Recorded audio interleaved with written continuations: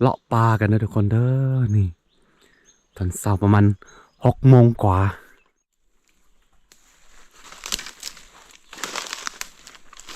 โอ้เก่งนี่ว่าคือต้องขออนุญาตเนาะคือพวกนี้นี่มันบ่ตายนะท่าพวกนี้เขายิงพี่ยิงนี่นะเอาปืนล่มก็ยิงได้ปืนลมตลก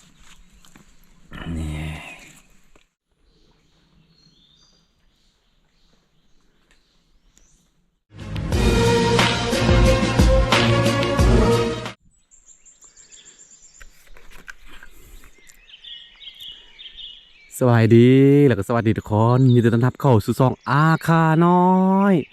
พบกับบรรยากาศเศร้าๆคือเขาสิมาเลาะปลากันนะทุกคนเด้อนี่ตอนเช้าประมาณ6 โมงกว่า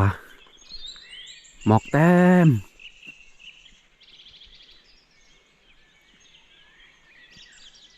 เขาสิไปตามหาไก่ปลาเพราะว่ามื้อวานนี่เนาะเขาเห็นไก่ปลาเข้ามานอนหลายนะไปเลาะปลาอู้บรรยากาศตอนเช้าๆกูสิประมาณนี้ทุกคนขอให้ทุกคนติดตามบรรยากาศกันเลาะปลาของเราได้ในวันนี้เวลาเข้าปลาเขาสิบได้ว่ามันอย่างเดียวทายอย่างเดียวเด้อให้ติดตามบรรยากาศอยู่ปลาตอนเช้าๆไม่เอาเนาะ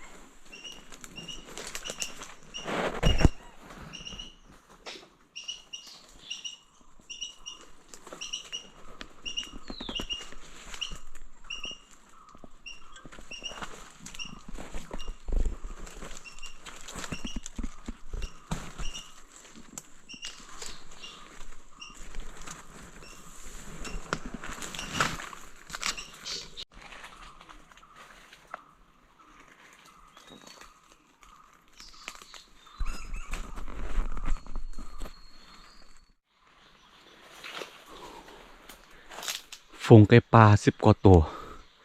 อยู่วันเดียวกันหมดมันบินหนี่คือเราเห็นแต่เมื่อคืนนี้แล้วแหละเราเห็นเมื่อคืนนี้เนาะเห็นมันขึ้นไปนอนนะแต่ว่าบ่ได้ไปเลาะกลางคืนเนื่องจากว่าสักครู่บ่อยากอยู่คนเดียวนะอยู่ป่าก็เลยว่าได้มาตอนเช้าแต่ว่าบ่ทันมันแล้วบินไปหมดแล้วได้ตัวเดียวโลบ่ทันไทยเนาะหลายสุด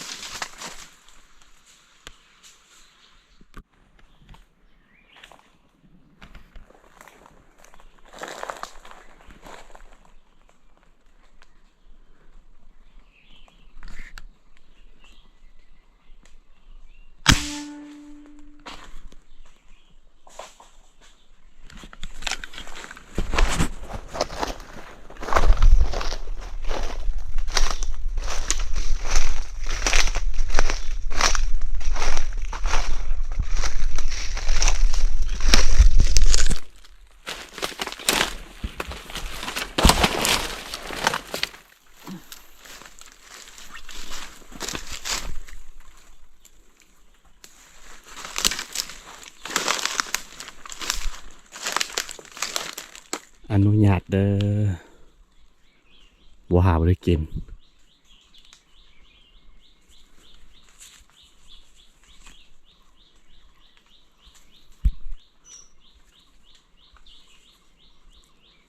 นกหน่อย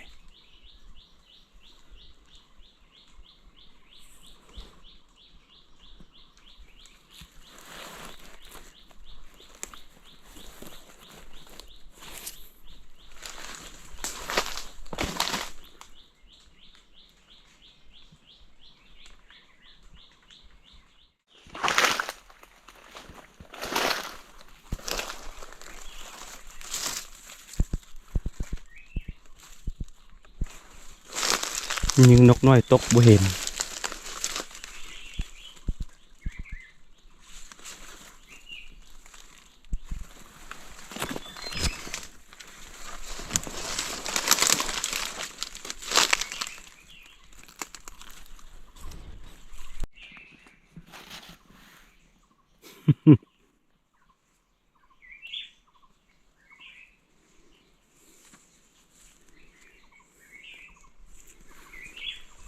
พอได้กิน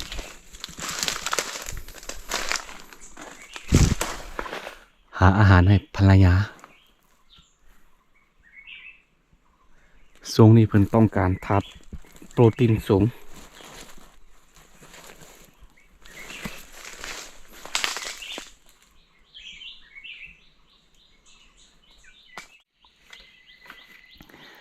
คืออันเมื่อคืนนี่เนาะเราเห็นไก่ปลาเข้าไปนอนอยู่แถวนี้นะหลายประมาณ10 กว่าตัวแต่เนื่องจากว่าตอนคืนนั้นมันตึบแล้วก็ขี้ข้านเข้าไปนะก็เลยว่ามื้อนี้ตื่นเช้าๆแล้วก็รอมายิงตอนนั้นมันตื่นนอนเนาะเพราะว่าก่อนสิตื่นนอนมันก็สิขันเด้ขันโดนๆแล้วมันจึงกระโดดลงดินเนาะก็เลยว่ามาเนาะพอดีมื้อนี้มันนอนบนเดียวกันกองกันหมด10 กว่าตัวเนาะได้ตัวเดียวเดี๋ยวซีให้สาวครูไปย่างกินโอ้เอามาเลยตอนเช้าๆยังบ่ทันแจ้งดีเอาโบหูจุดมันนอนแบบว่าชัดเจนนะไปซองเบิ่งเอามันนอนอยู่ต้นไม้ไผ่แบบนี้อยู่บนเดียวกันกองกัน10 กว่าตัวแล้วก็บินหมดเลยได้ตัวเดียวโอเคเดี๋ยวเสียเบิ่งเวลาเข้าไปฮอตสวนนะทุกคนเพราะว่าเอาอยู่สวนนะบ่ว่ากันเด้อขออนุญาตนะ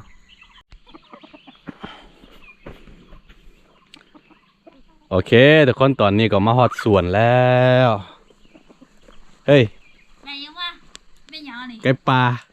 โมเมนตี้ อ้าวบ่แม่นจะได้ มาใครตู ยานะว่าขาไก่ของเฮา นี่ตึกคอ คือไก่ดีรัก เอาก็คือไกลแล้วเนาะเอายิงจะเศร้าจนแข็งนั่นแหละไอ้สวนเอาสังเกตจะได้ว่ามันเป็นไก่ป่า เอานี่ก็เบิ้งนี่มันมีเดือยดิไก่ปลานะ อ อ๋ออยู่นี่เนาะ มันมีเดยแล้วก็ตัวนี่ตะตีนมันจะน้อยๆเจ้ายาว กว่าไก่ ๆไก่มันจะใหญ่อันนี้นะแล้วก็บางชนิดมันอยู่พี่นี่หูอยู่พี่มันสีขาวๆเจ้าตัวนี้บ่ คือไก่ดิรัก ก็ไก่ป่า น้องนี่สังเกตไว้เลยได้เนี่ยแต่ว่ามาเบิ่งอยู่นี่แล้วก็มันจะ เบิ่งนี่พี่มันจะสังเกต แม่น สังเกตอยู่ตีน ง่ายๆเนอะ ง่ายๆนี่อันนี้มันจะยาวจะน้อยๆแล้วก็ยาวๆแบบนี้แล้วก็นี่ โอ้เก่งนี่ว่า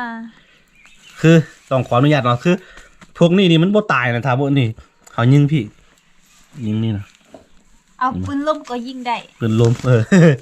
ตลก อนุญาตเด้อทำมาหากิน ประมาณโลปลายของน่าจะเป็นตัวของปีกาย ลูกที่ปีกายใหญ่ขึ้นมานะนี่คนอันนี้ยังบ่แดงมาแต่นี่บ่ไงนี่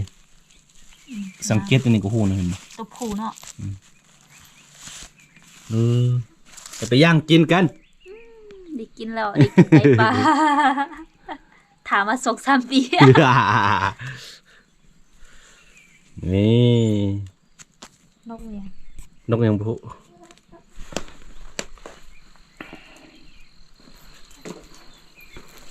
เสียดายครับเขาคิดว่ามันบ่มีทางอะนะเอามื้อนี้ไปเบิ่งเส้นทางบางเกี่ยงถ้าหูอย่างนั้นมันขึ้นนี่ไปใต้โอ้น่าจะได้หลายเขาก็เอาพอกิน2ผัวเมียนี่เริ่มทางแล้วพี่น้องเอาสิทางอันนี้ออกหมดปลูกหญ้าน้องไปปล่อยควายแหละ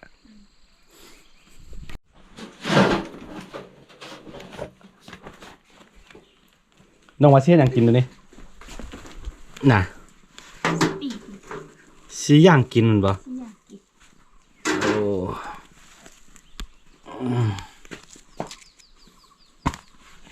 โอเค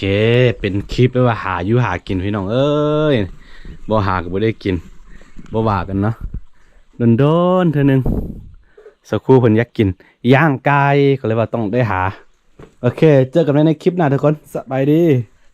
เฮ้ยวัยรุ่น กินข้าวกินข้าว